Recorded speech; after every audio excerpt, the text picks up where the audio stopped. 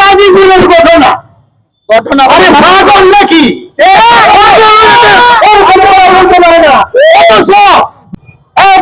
বক্তব্য নিয়ে আসছেন বাংলাদেশ খেলাফত মজলিস সদর উপদেষ্টা সভাপতি বাংলাদেশ খেলাফত শহীদ মজলিস সদর উপদেষ্টা সম্মানিত হবে মাওলানা আশরাফ উদ্দিন।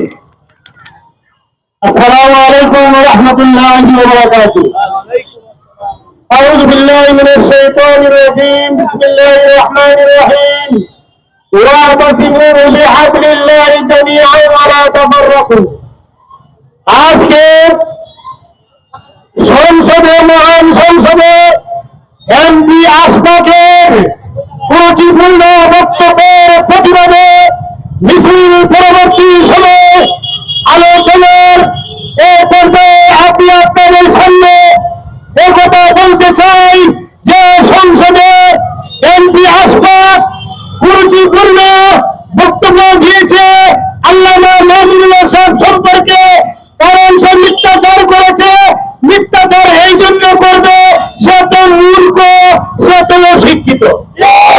কারণ শিক্ষিত যারা তারা নির্বাচনে ভোটে পাস করে সংসদে গিয়েছে, আর যারা ইঞ্জিনিয়ারিং করে পাস করেছে তারা মূর্খ এবং অশিক্ষিত। অশিক্ষিত লোকের পক্ষে এরকম মিথ্যাচার করাই সম্ভব। সে বলেছে গাজীপুরের ঘটনা আরে পাগল নাকি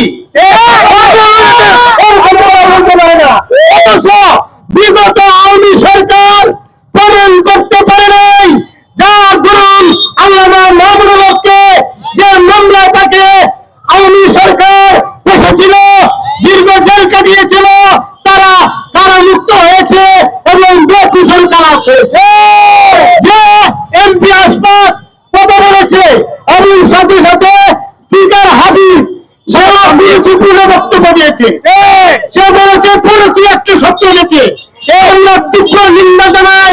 এবং যে মহান সংসদে কথা বলেছে, যে মহান সংসদে মিথ্যাচার করেছে, সেই মহান সংসদে গিয়ে জাতির কাছে ক্ষমা চাইতে হবে এই আশাবাদ ব্যক্ত করে এবং আজকের মিছিলে আমি এই বিষয়টা আশাবাদ ব্যক্ত করে আমি আমার সংক্ষিপ্ত আলোচনা করে